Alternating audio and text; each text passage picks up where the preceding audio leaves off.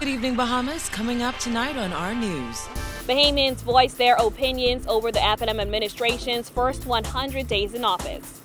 The Member of Parliament for Angleton sounds off on the Minutes administration. Well, the former chairman of BC is applauding the decision of BPL's dismissal of Pamela Hill.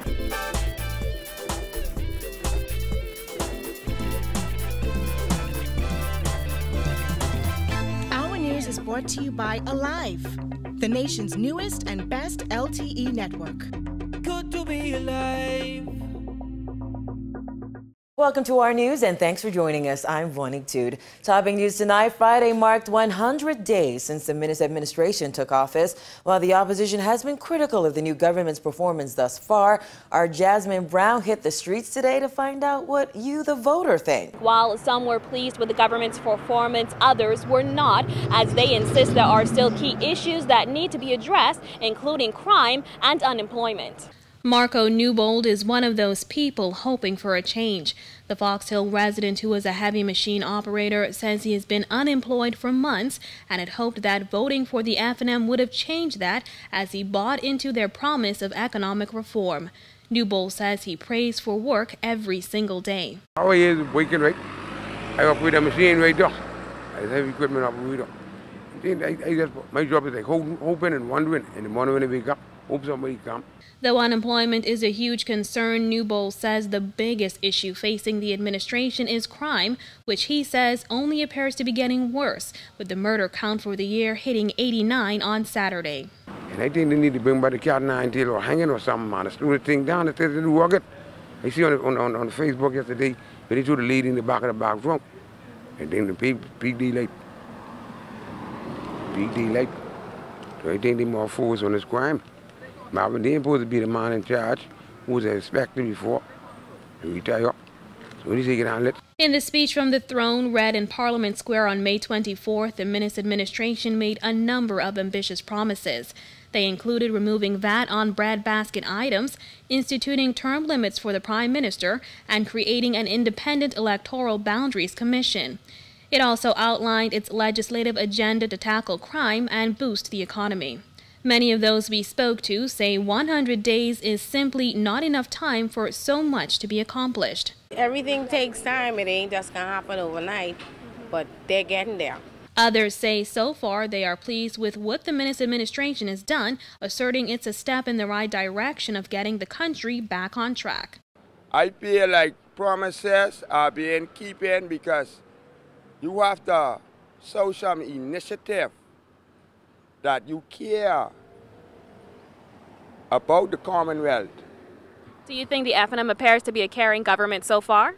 So far they are, because we all still breathing and living, and there ain't much people getting away with idiot things, so I'm much obliged, and we gotta learn to live exceptionally. The real government has come in place to make everything different. But so far, I'm pleased with what is happening. What are you most pleased about? Well, the Minister of Education seems to be on board. He seems to be on track, and he's going to get us somewhere. One of the government's most popular initiatives is its anti-corruption push. I have no problem with that. If you're not supposed to be doing it and you do it, well, I think the police should buy more handcuffs because they're going to need them. And while they disagreed on the government's performance, they did agree on one thing, that the government needs to get the country back on track for the sake of Bahamians. Reporting for our news, I'm Jasmine Brown. Thanks so much, Jasmine. Well, a member of Parliament for Angleton Glennis, Hannah Martin, doesn't seem too impressed with the new government's performance, insisting it has already gone back on several campaign promises. She sat down with Giorgio Bain.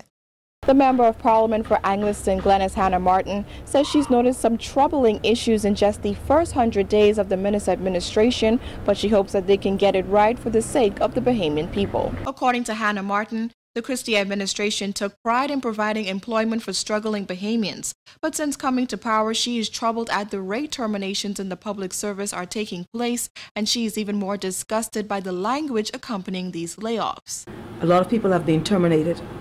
And the concern I have is not just the acts of termination, but it is the language accompanying it. And the language accompanying it, for me, denotes two things.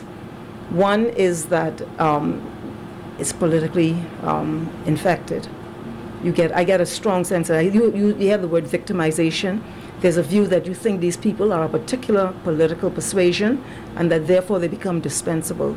Hannah Martin also took aim at the Minnis administration, which heavily criticized the PLP government over the Bahamian deal, only to reveal that there was nothing objectionable or questionable about its contents. Major backtracking.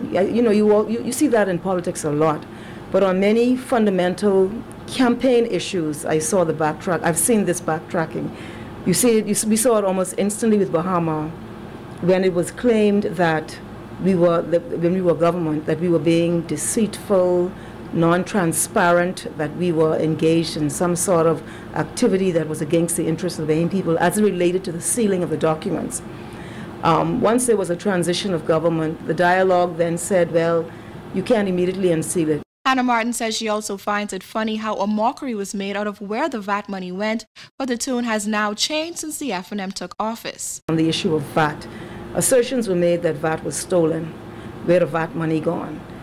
Logically, you can't steal money like that from public treasury that's brought in as taxation, but it was seriously promoted on the rally platform, and now we're hearing no VAT money was stolen. And then the other thing is VAT itself, the implementation of VAT. They heavily criticized the implementation of VAT, and I think the current Minister of Finance issued a statement at that time to call it regressive and the worst possible, and really strong language like that. And I was sitting there in amazement when during the budget debate he actually praised it. And with classes beginning at the University of the Bahamas this week, Hannah Martin says she would love to know what happened to the promise of free tuition for Bahamian students. The promise was made that you would, and it was a very extravagant promise, that children, young people, would get free education at the University of the Bahamas. Well, that has not happened. And there's not even a hint as to when it will happen. And the concern I have with that is because I'm sure young people who are ambitious and see their personal development as part of their life's journey, many would have relied on that kind of promise. And so I'd like to see when that is going to happen and when we're going to get some indication of it. Reporting for our News, I'm Georgie O'Bain. Former executive chairman of the Bahamas Electricity Corporation, Leslie Miller, is applauding the decision by Bahamas Power and Light's board of directors to fire CEO Pamela Hill. Miller says he commends the board for having the courage to make the tough decisions. April Sands reports. Well, the former chairman of BEC isn't surprised at all at the recent dismissal of BPL's CEO. As a matter of fact, he's calling the decision of the board of directors commendable. You tell me one single thing they've done since they were here. When the board that I chaired left BEC, the cost of electricity was 31 cents per kilowatt hours. It's now up to 43 cents. So show me what tangible they have done to deserve a bonus. They give themselves a bonus. I'm glad that this board, I want to congratulate this board for having the wherewithal to make the tough decisions to make those changes. The former BEC chairman says no one should be surprised by the BPL's board decision to fire the power company's CEO Pamela Hill. While it is unclear why Hill got the axe after just 1 year in that top post, Miller insisted there have been no significant changes at the power company since Power Secure signed a management services agreement with the Christie administration in February 2016. Miller questioned the need to bring in foreigners when Bahamians can get the job done. Why would we waste money bringing in a foreign company when Bahamians can do it themselves? I'm all for it, and I congratulate them in hopefully now taking BEC in the right direction and saving the Bahamian people money. We need to get a long-term contract for fuel, which is the biggest cost that cost BEC over $500 million. They haven't gotten it yet. We had a long-term contract for $30 a barrel. We were not able to execute the contracts that we wanted because other people wanted to bring the foreigners in to run BEC. So I'm happy now that one is gone, the rest got to go. Miller's comments come 1 day after opposition leader and former minister responsible for BPL, Philip Davis, says he was surprised by the decision to send Hill packing. He also took aim at BPL over a hike in electricity bills. Listen, there's been the central bank said it was 64% increase in the bill. So what have they? They have done nothing tangible to ease the burdens off the backs of the ordinary Bahamians. And they should be gone. Every damn one of them should be out of here. And the sooner, the better. In just 2 weeks, Hill insisted that BPL was making significant progress in providing more reliable power supply for the Bahamas. However, Works Minister Desmond Bannister has expressed strong concerns about BPL's ability to consistently keep the lights on. Reporting for our news, I'm April Sands. Former Minister of Tourism Obi Wilshcombe is railing against the government, which he accused of being insensitive by firing 25 employees at the Ministry of Tourism this month. On Friday, the ministry confirmed that 16 employees had been terminated, 13 people on New Providence and 3 people from tourism's Bimini office. It came weeks after 9 staffers in the ministry's Grand Bahama office were let go. While Wilshcombe acknowledged that just over 20 people were hired in the months leading up to the general election, he insisted that recent hires weren't the only ones sent home. And when you take away people's opportunities, what you're doing is you are stripping them, sometimes of their dignity. There were people, I'm told, who cried upon receiving their letters. I mean, young men and young women who all they want is work. We never hired people whether upon their political persuasion. I don't care what you are, PLP and Fnm in the workplace. The ministry has defended the move, asserting it is undergoing a reorganization and strategic planning exercise. However, Wilshcombe says that's not the way to go about it. It could be done differently, because if you wish to reduce, for whatever reason you want to reduce, well, first and foremost, why don't you put out there that all voluntary. Those who wish to leave now, would you accept the package? Those who are near attrition, if you wish to leave now, accept the package. But you're firing out a large number of young people whose average salary is around $22,000, $24,000. They're not making all the money in the world. Wilshcombe says he is bothered by the insensitivity of it all. I'm asking for us to reflect on the story of how the present Prime Minister got to where he was. He fought. He worked hard. He shined shoes. What about these individuals? All they want is an opportunity. Let's not take it away from them. In other news, a Bahamian model is making waves, becoming the first member of Sports Illustrated Swimsuit 2018. IMG-signed model Chase Carter dominated the magazine's first real-time photo shoot. The location, the beaches of the Bahamas. Take a look. Since 1964, some of the world's most beautiful women have graced the glossy pages of Sports Illustrated.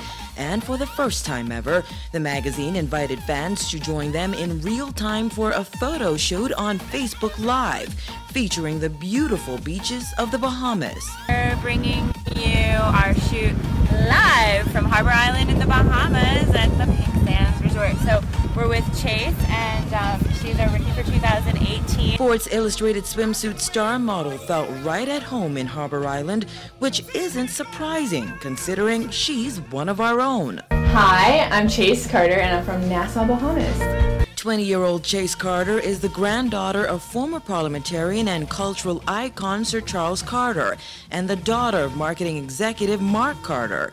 The self-professed sports nut found fame at age 13 while visiting Sydney, Australia. I was actually 13 years old in the airport in Sydney, Australia, and I was scouted by this woman, and she's like, you know what, I'm going to introduce you to 5 agencies in New York. And I said, okay, whatever. And she did, and then I signed with IMG like a year later. And that's where I'm at, and it's been amazing ever since. 7 years later, the Bahamian beauty was back in the Bahamas for SI Swimsuit's first photo shoot of 2018. Though Mother Nature didn't always cooperate, Chase didn't disappoint. In the sunshine now with Chase, who's amazing, and we're going to shoot some pictures, and you get to see it all live on Facebook Live!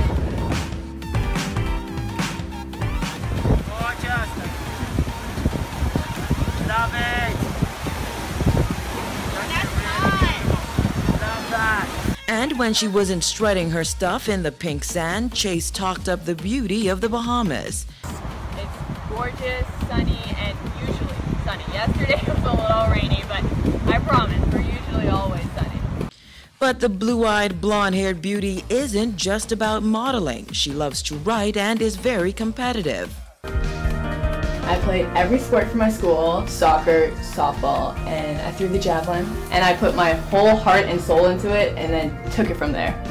Bahamians flocked to Facebook to congratulate the Sports Illustrated model, writing, "Way to go, congratulations. I am beyond thrilled for you, and I am so happy for you, truthfully." That would be so amazing. Hot at B20 again. Still to come on our news, the Prime Minister addresses journalists from throughout the region, so stay with us.